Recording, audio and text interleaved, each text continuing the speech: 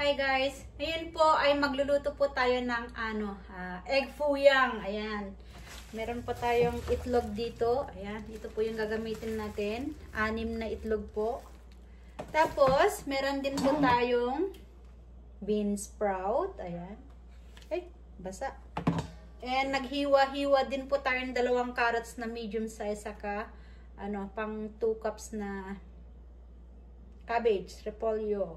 Ayan. Yan lang pong gagamitin natin. So, ayan, na-slice ko na po. Nahugasan na. Tapos, magka-crack po tayo ng itlog. So, ito po, magka-crack po tayo ng 6 na itlog. 6 eggs. Ayan.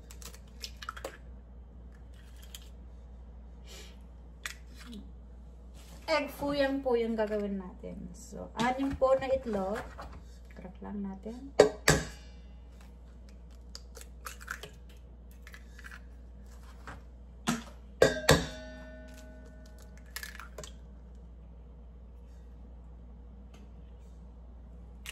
Gagawa din po sana ako ng leche flan.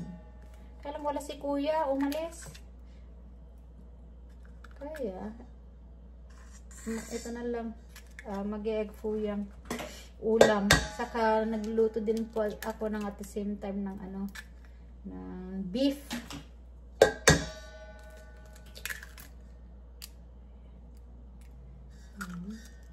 Two, 4, 6. So, ayan po, 6. Tapos, lang natin, scramble. Nasaan na yung whisk ko? Hindi ko na gamitin yung whisk. Na lang, tinidor. So, ayun, may shell siya. Ayun. Ay, naku. Teka lang, may shell.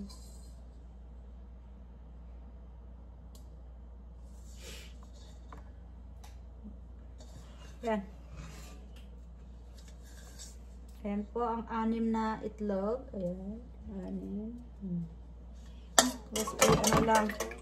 Iwis lang po natin.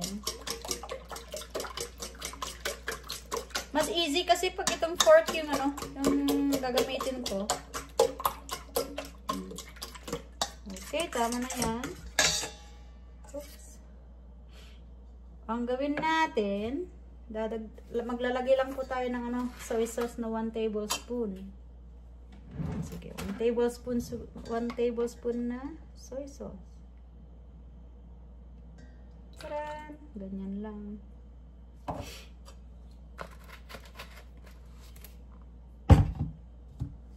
Saka konting lang. Paminta. Pepper.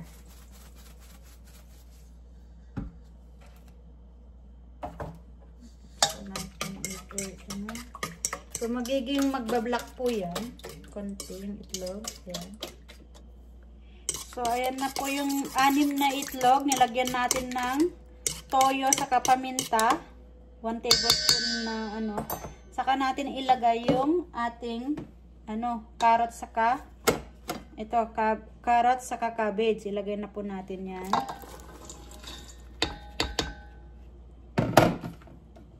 Ganyan po. Tapos maglagay din po tayo ng bean sprout. 2 cups na po yan na carrots, 2 cups na repolyo or cabbage, tapos bean sprout. Ayan, i-mix lang po natin. Mix natin. Mix lang po natin, ayan. Sa ating itlog mixture.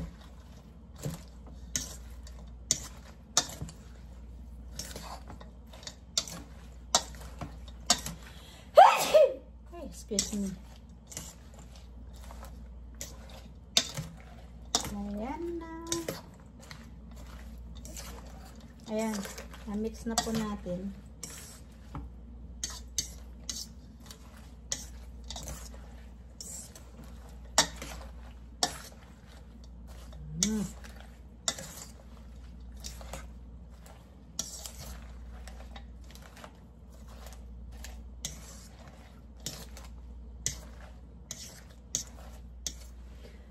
Pagkatapos nating na-mix yung ating gulay sa egg. So, nagiging ganito na siya. Magpainit tayo ng kawali. Kasi piprituhin natin yung itlog. Ayan, mainit na. So, gagamit po kayo ng olive oil, avocado oil, or kahit anong mantika po yung gusto nyo. Sa akin, lard po. Kasi hindi ako nagmamantika. So, ang gagamitin ko is lard.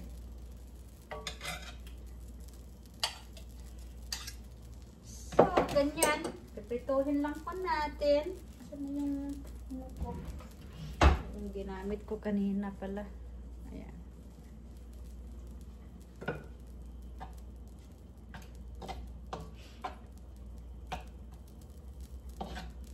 So, kainitin ko lang. I-melt ko lang po yung lard dito sa kawali ko. Hindi niyo po nakikita, pero ito iyan ko. Kasi wala akong taga video. Ayan po. So pinainit ko na po yung kawali, yung sa lard. Ayan.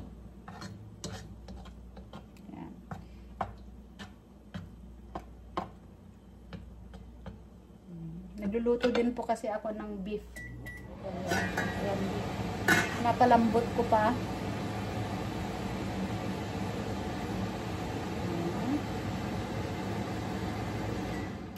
So, ayan, mainit na po, Ayan. Ayan po. Ayan. Mainit na, saka tayo maglagay ng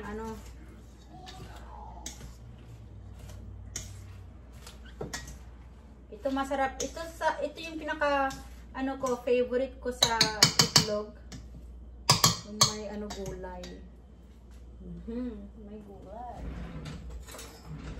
Yan, wala akong so gagamit ako ng ganito. Ayan, mainit na ba? Ayan, mainit na po.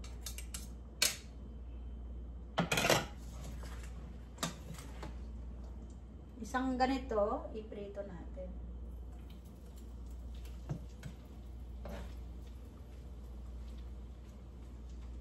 Ayan po. Ayan, ganyan po yan. So, lang natin into medium heat, iprito natin ng mga 2 minutes. Each side po yan. Ayan. 2 minutes each side. Ganyan lang po. So, after 2 minutes, ayan na po.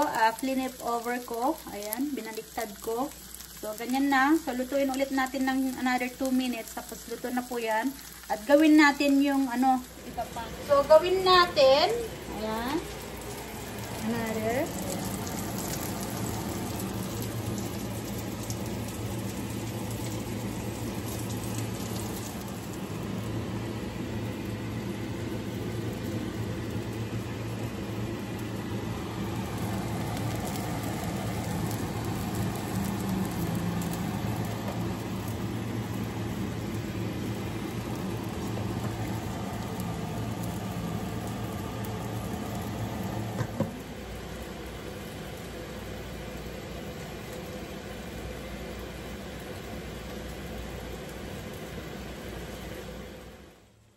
So, tapos na po natin naluto yung ating egg mixture. Ito na po, parang pancake lang.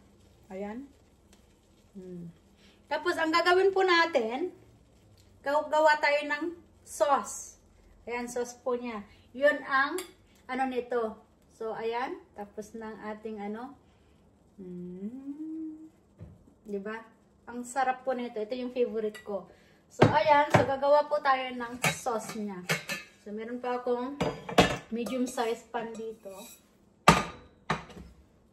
Saan na yung ating Kukuha lang ako ng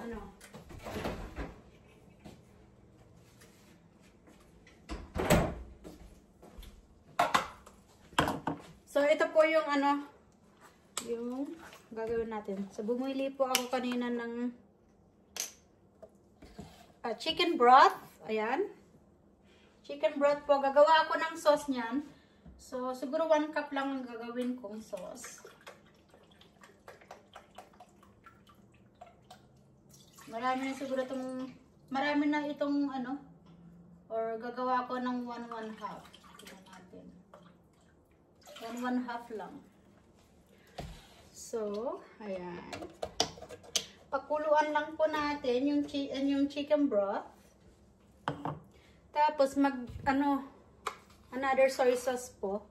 Kasi hindi ako gagamit ng asin. So, another 1 tablespoon po ng soy sauce.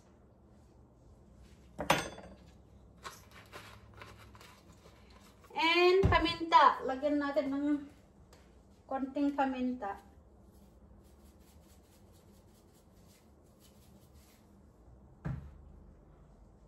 Yan, antayin po natin kumulo. Tapos, para maging thicken po, gagamit po tayo ng cornstarch. 1 tablespoon na cornstarch. Tapos, 1 tablespoon na cornstarch, tapos 2 tablespoon na filtered water. So, ito gagawa lang ako ng para matunaw lang po yung cornstarch. Ay, dagdagan ko pala ng soy sauce konti. So, 1.5 soy sauce yun. Kasi dinagdagan ko pala eh.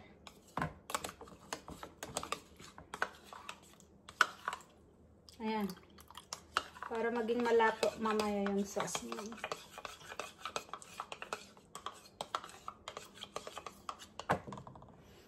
So, ayan po. Ayan, pakuluan lang po natin yan.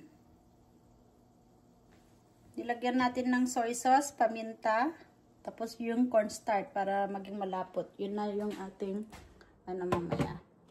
So, yun lang po. So, ito, ilagay ko muna ito sa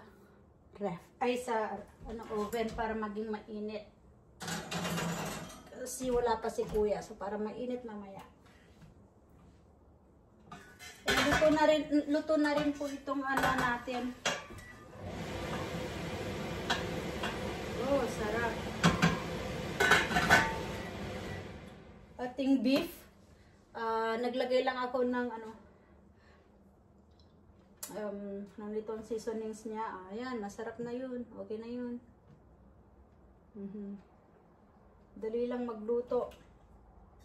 Magluto-luto. Ayan, papakuluan lang natin. Takpan natin para mabilis. Nagamit na natin lahat yung lard. So, wala na tayong lard. So, ayan po, kumukulo na. So, ilagay na po natin yung ating anong tawag na ito, yung cornstarch para maging malapot na.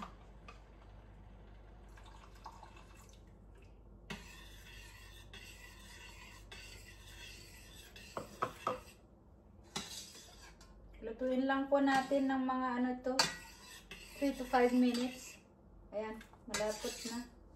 Tingnan nyo po.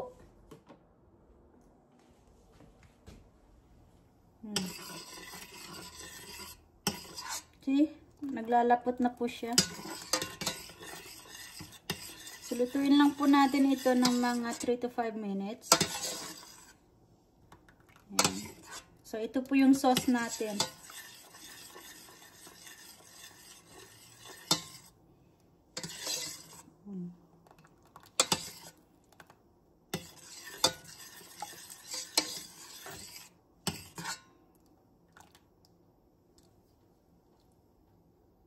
Ayan, okay na yan. Okay na to.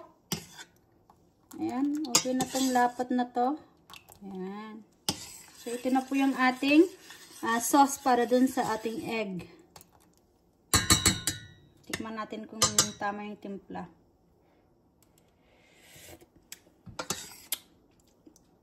Oh boy. So yummy. So, ayan na po. Yummy.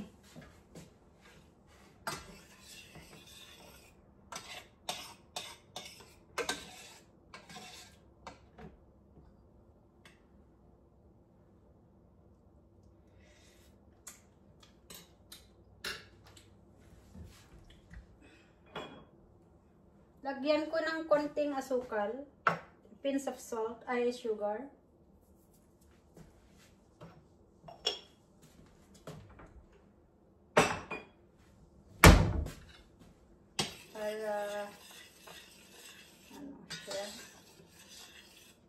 Okay na yan. Parang nasa Chinese restaurant ako. Yummy. So, ayan, tapos na po. Luto na po yung ating sauce. Antayin ko na lang po sila kuya at tapos na. Ayun na ang ating egg fuyang. So, ayan na po ang ating egg fuyang. Meron po tayong sauce niyan. So, ayan na po ang ating egg fuyang. Iano lang po natin dito. Ayan. So, ayan na po. Sarap-sarap po niyan. Ayan. So, ayan na i-serve po natin. Ayan na po. Beef po ito. Oyster sauce. Nilagyan ko ng oyster sauce. Saka, sesame oil. Yung beef natin. Ayan, niluto natin ng 1 oras. Ayan na po. Ang ating egg fuyang. Tapos, lalagyan po natin ng ganyan. Oh, ito na yung sauce. Ayan na po. Yan na po yung ating sauce. Ayan, diba? Sarap po niyan. Lagyan din natin yung kay Kuya Bunso. Ayan. So, ayan na po. Tapos, bigyan ko si Daddy. Ayan, ang ating dinner.